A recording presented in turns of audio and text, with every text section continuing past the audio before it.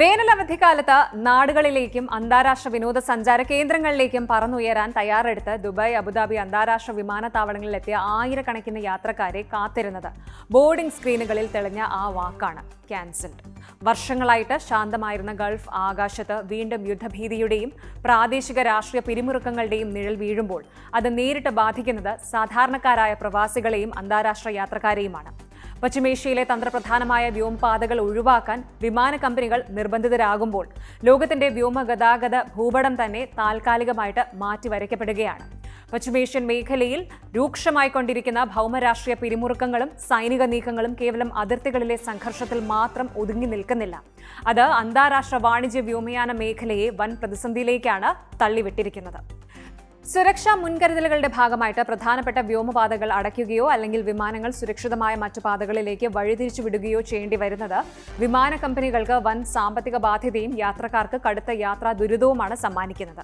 വേനലവധി തിരക്ക് അതിന്റെ സ്ഥായിയിൽ നിൽക്കുന്ന ഈ ഒരു സമയത്ത് ആയിരക്കണക്കിന് കുടുംബങ്ങളാണ് അവസാന നിമിഷത്തെ സർവീസ് റദ്ദാക്കലുകൾ മൂലം ദുബായ്, ഷാർജ, അബുദാബി വിമാനത്താവളങ്ങളിൽ അനിശ്ചിതത്വത്തിലായിരിക്കുന്നത്.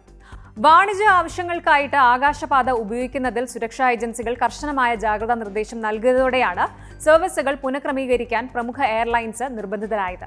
യുഎഇയിൽ നിന്നുള്ള ഭൂരിഭാഗം വിമാന സേവനങ്ങളും സാധാരണ നിലയിൽ തുടരുന്നുണ്ടെന്ന് അധികൃതർ വ്യക്തമാക്കുന്നുണ്ടെങ്കിലും അയൽ രാജ്യങ്ങളിലേക്കുള്ള സർവീസുകളിൽ വലിയ തോതിലുള്ള താളപ്പിഴകൾ സംഭവിച്ചിട്ടുണ്ട്.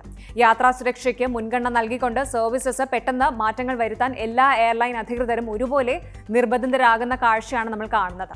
മേഖലയിലെ പ്രമുഖ വിമാന കമ്പനികളാണ് Etihad Airways, air Arabia, Emirates എന്നിവ. പ്രധാനപ്പെട്ട ഗൾഫ് രാജ്യങ്ങളിലേക്കുള്ള സർവീസസ് വെട്ടിച്ചുരുക്കുകയോ അല്ലെങ്കിൽ താൽക്കാലികമായിട്ട് നിർത്തിവെക്കുകയോ ചെയ്തിട്ടുണ്ട്.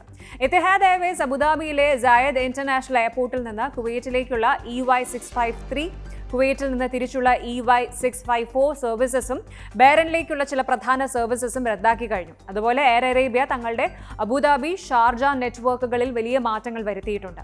അബുദാബി കുവൈറ്റ് റൂട്ടിലെ 3L020, 3L021 സർവീസുകളും ഷാർജയിൽ നിന്നുള്ള G9068, G9124, G9069, G9125 സർവീസസും തടസ്സപ്പെട്ടു.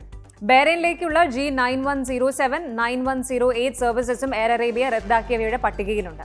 ലോകത്തിലെ തന്നെ ഏറ്റവും വലിയ അന്താരാഷ്ട്ര വിമാന കമ്പനിയായ എമിറേറ്റ്സ് ദുബായിൽ നിന്ന് കുവൈറ്റിലേക്കുള്ള EK853, EK855, EK857, EK859 എന്നീ സർവീസസും തിരികെ ദുബായിലേക്ക് വരുന്ന EK854, EK856, EK858, EK860 എന്നീ സർവീസസും റദ്ദാക്കി. കൂടാതെ ബഹ്റൈനിലേക്കുള്ള EK835, EK837, EK839 സർവീസസും തിരിച്ചുള്ള EK836, EK838, EK840 വിമാനങ്ങളും തടസ്സപ്പെട്ടിട്ടുണ്ട്. ജോർദനിലെ അമാനിലേക്കുള്ള സർവീസുകളിൽ EK905, EK906 എന്നിവ റദ്ദാക്കിയപ്പോൾ EK901, 903, 902, 904 എന്നിവ നിലവിൽ സർവീസ് നടത്തുന്നുണ്ട്. അതേസമയം ദോഹ ആസ്ഥാനമായുള്ള ഖത്തർ എയർവേസ് കുവൈറ്റ്, ബഹ്റൈൻ, ഇറാഖിലെ ഇർബിൽ എന്നിവിടങ്ങളിലേക്കുള്ള തങ്ങളുടെ സർവീസ് വിലക്ക് ഓഗസ്റ്റ് 7 വരെ നീട്ടിയതായിട്ട് പ്രഖ്യാപിച്ചു. എന്നാൽ ഫ്ലൈ ദുബായ് സർവീസുകൾ കാര്യമായ തടസ്സങ്ങളില്ലാതെ മുന്നോട്ട് പോകുന്നുണ്ട് എന്നത് യാത്രക്കാർക്ക് ചെറിയൊരു ആശ്വാസം നൽകുന്നുണ്ട്.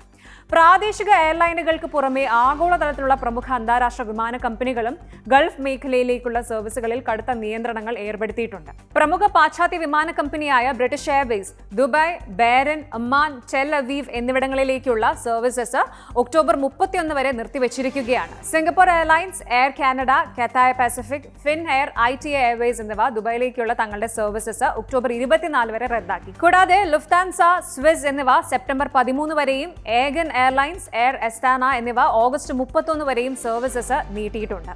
കേരളം ഓഗസ്റ്റ് 23 വരെയും ഫിലിപ്പൈൻ എയർലൈൻസ് ഒക്ടോബർ 2 വരെയും സർവീസസ് റദ്ദാക്കിയപ്പോൾ ടർക്കിഷ് എയർലൈൻസ് UAEയിലേക്കുള്ള സർവീസസ് പുനരാരംഭിച്ചുവെങ്കിലും ഇറാനിലേക്കുള്ള സർവീസുകൾ ഇപ്പോഴും നിർത്തിവെച്ചിരിക്കുകയാണ്.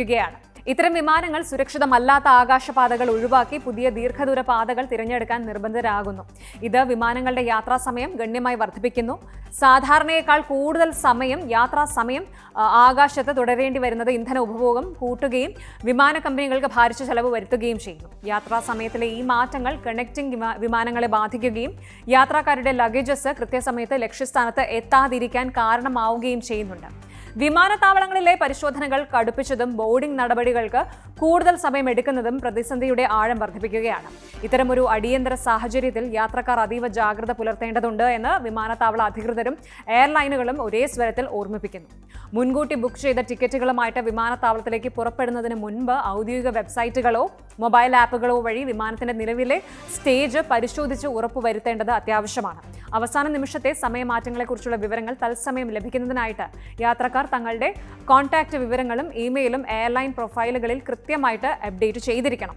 അന്താരാഷ്ട്ര യാത്രകൾക്കായിട്ട് വിമാനത്താവളങ്ങളിൽ എത്തുന്നവർ സാധാരണയേക്കാൾ ഒട്ടേറെ സമയം മുൻകൂട്ടി എത്തുവാൻ ശ്രദ്ധിക്കണം. സുരക്ഷാ പരിശോധനകൾക്കും ഇമിഗ്രേഷൻ നടപടികൾക്കും സാധാരണയിൽ കൂടുതൽ സമയമെടുക്കാൻ സാധ്യതയുള്ളതുകൊണ്ട് അവസാന നിമിഷത്തെ തിടുക്കം ഒഴിവാക്കാൻ ഇത് സഹായിക്കും.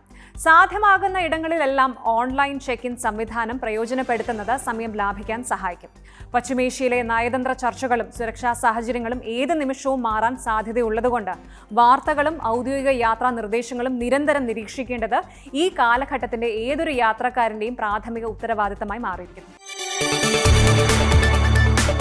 കൂടുതൽ വാർത്തകൾക്ക് news 18 Keralam YouTube channel subscribe ചെയ്യുക.